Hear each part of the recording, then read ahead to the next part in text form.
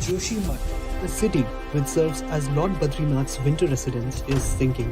The cracks have appeared not just in one place but in different parts of the town. These cracks have developed as a result of continued land subsidence. Hello दोस्तों, today we will be talking about Joshimath. Joshimath एक बहुत ही खूबसूरत शहर है। उत्तराखंड के Chamoli district में पहाड़ों में 6000 फीट की ऊंचाई पे बसा हुआ है और इसकी पॉपुलेशन करीब 23,000 है। हिमालय की इको सेंसिटिव जोन में जोशीमठ आता है। बद्रीनाथ धाम, हेमकुंड साहिब, औली जाने की एंट्री पॉइंट भी इसे कहा जाता है। ये वो जगह है जहाँ बद्रीनाथ जी ठंड के टाइम में मंदिर में विराजते हैं और आज भी ये परंपरा सालों से चली आ रही है। बट जोशीमठ पे खत्म होने का खतरा आ गया है। जोशीमठ की जमीन धंस रही है। क्यों जोशीमठ आज इतना सुर्खियों में है? जोशीमठ की जमीन एंशियंट टाइम पर जो लैंडस्लाइड्स हुई है उनसे इकट्ठा हुए मलबे से बनी है। मतलब किसी सॉलिड रॉक से नहीं, सैंड एंड स्टोन के इकट्ठा होने से बनी है। इसलिए ये ज़्यादा वेट नहीं सह सकती। बट क्योंकि ये एक टूरिस्ट प्लेस है एंड काफ़ी सारे फेमस प्लेसेस पे जाने के लिए यहाँ से होके गुजरना होता है, इस वजह से यहाँ पॉपुलेशन बढ़ गई है।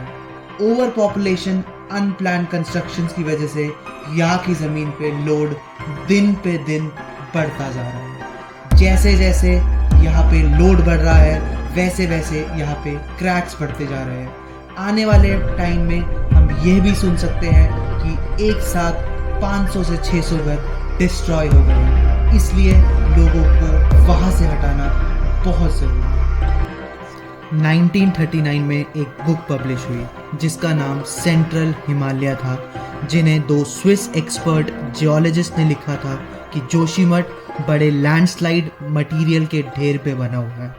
उसके बाद 1976 में भी काफ़ी लैंडस्लाइड्स हुए, तो वहाँ पे गढ़वाल कमिश्नर महेश चंद्रा मिश्रा ने एक कमेटी बनाई जिसमें उन्होंने बताया कि यहाँ कंस्ट्रक्शन नहीं होना चाहिए, सब बड़े कंस्ट्रक्शंस बंद होने चाहिए।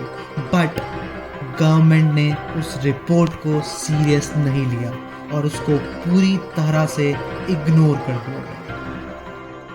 जोशीमठ की लोकेशन एक अर्थक्वेक प्रोन एरिया है। According to the locals, NTPC hydro park के लिए शहरों के आसपास जो टनल बना रही है उनकी वजह से जोशीमठ में डिजास्टर्स बढ़ते जा रहे हैं।